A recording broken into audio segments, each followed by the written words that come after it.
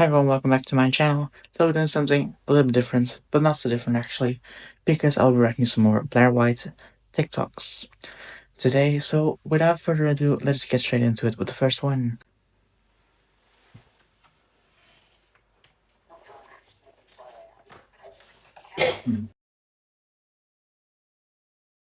It will actually make me cry right now because I just cannot believe that the world is letting this happen, because now they're going to be U-turned onto, oh my God, now I'm carved up, I can't have babies, I can't have sex, and I'm just like, please wake up out there, please. They say things like, would you rather have a dead kid or a trans kid?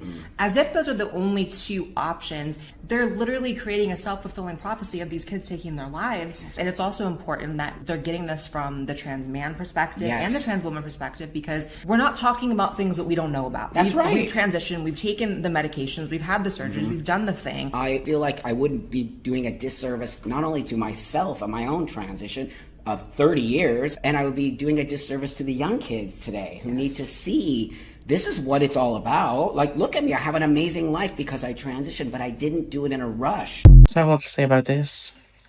It's not only Blaire White in the first clip, it's Blaire White and Buck Angel, two right-wing conservative trans people. They do the same shit, they say the same shit. Kids are not transitioning. Kids might start socially transitioning, but when a kid socially transitions, nothing happens. It ends there. It's just changing your name, changing the preferred pronouns of your child. If they initiate it, of course. A parent should not be doing that. Of course not.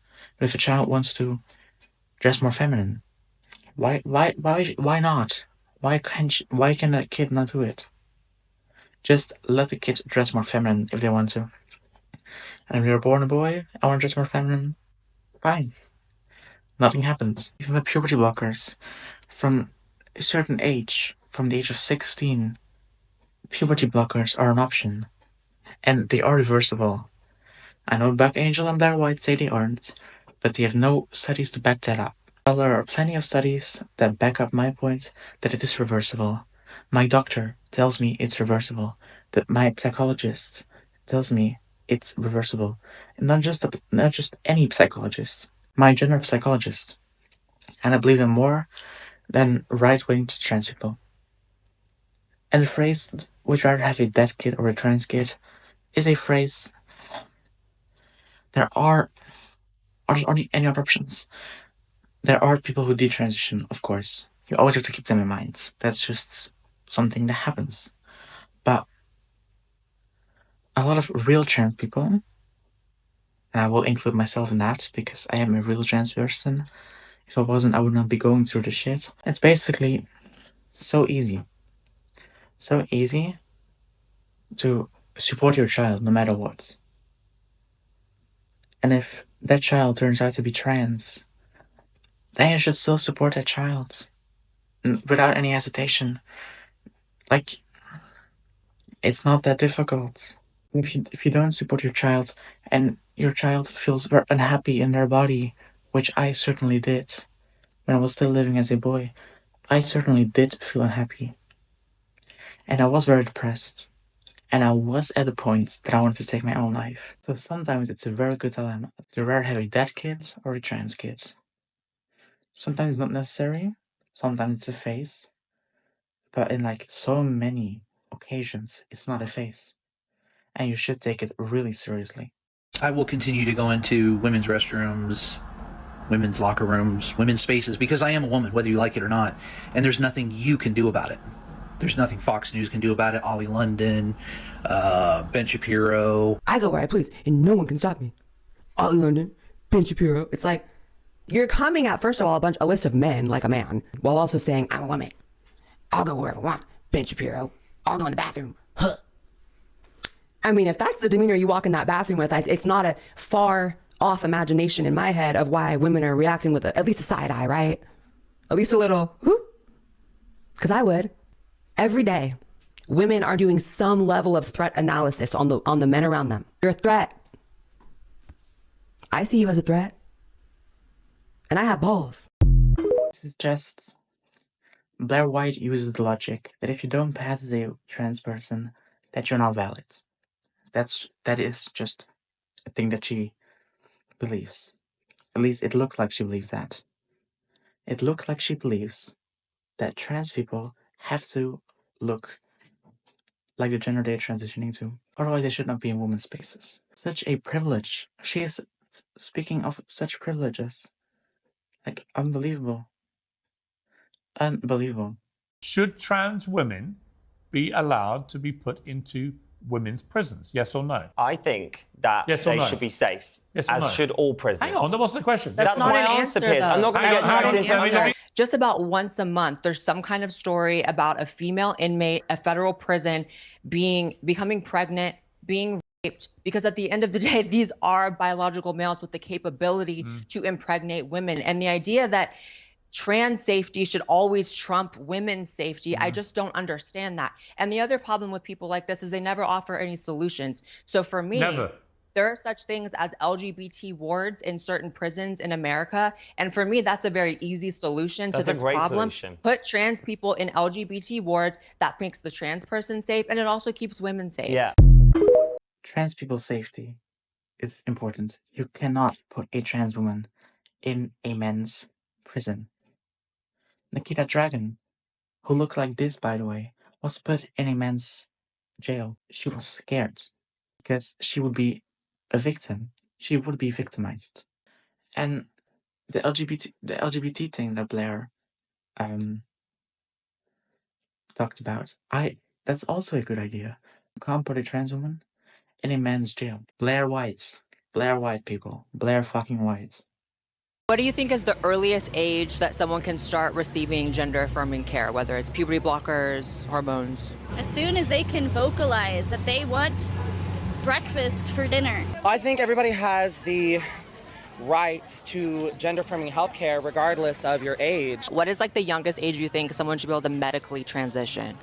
Like, what do we go through puberty at, like 13? And like anytime around that age, I feel like whenever these kids are coming into their own identity, it should be a conversation that we could have and not be so quick to say, oh, nope, they're too young, they don't know what they're talking about. I think minors should be allowed to like go on puberty blockers because those sort of things are like, that's helpful, you know, it's reversible. So like puberty blockers, hormones, like that's all okay if you're like in the tween age? As long as it's gone through all the proper channels and I trust my doctors and our scientists. I've mentioned things I agree with that I believe plenty of times, and I don't agree with getting a child's medical care the moment they can vocalize they want sandwiches for breakfast. Don't know what that person said exactly, but don't remember. But I think they should be able to get medical care. Trans kids should be able to get medical care. It's not controversial.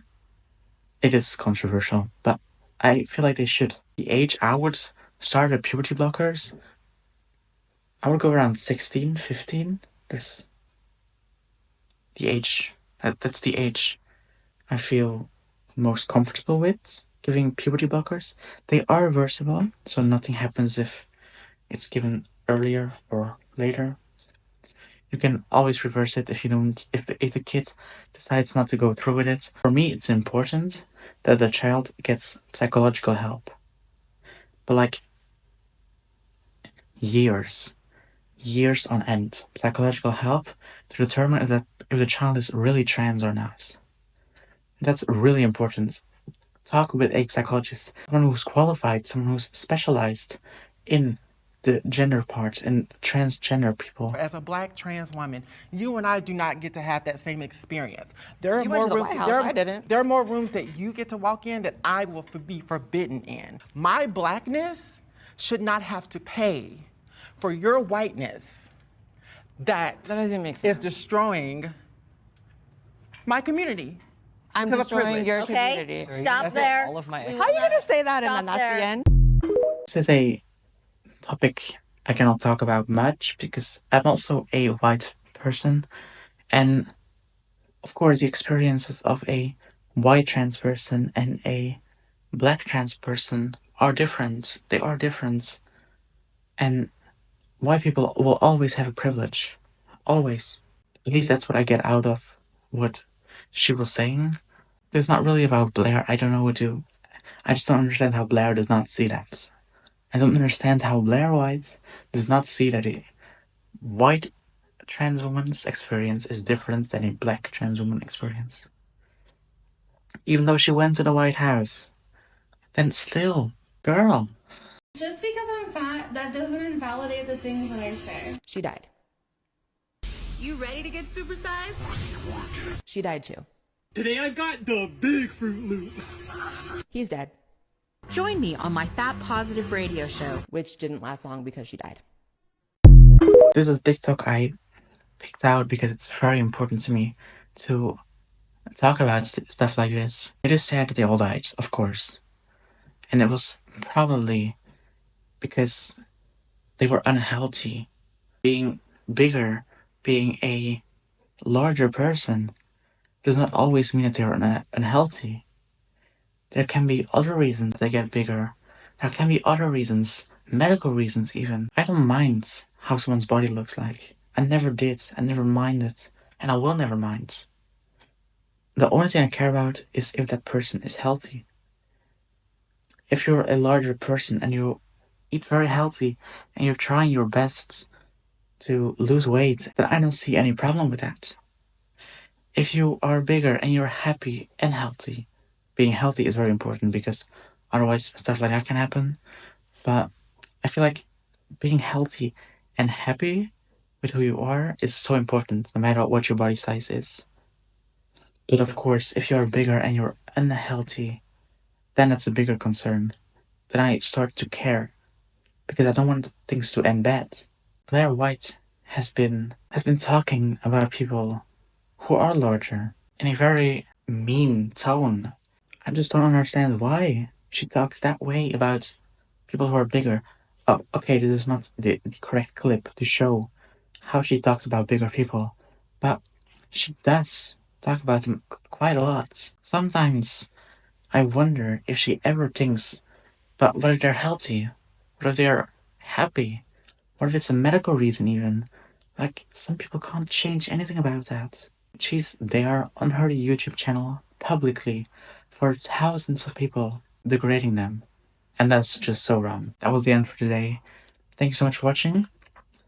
I hope you enjoyed. If you did, be sure to hit the like button down below and subscribe if you haven't already. And don't forget, we are still on planet Jupiter. Just to get stupider. Goodbye.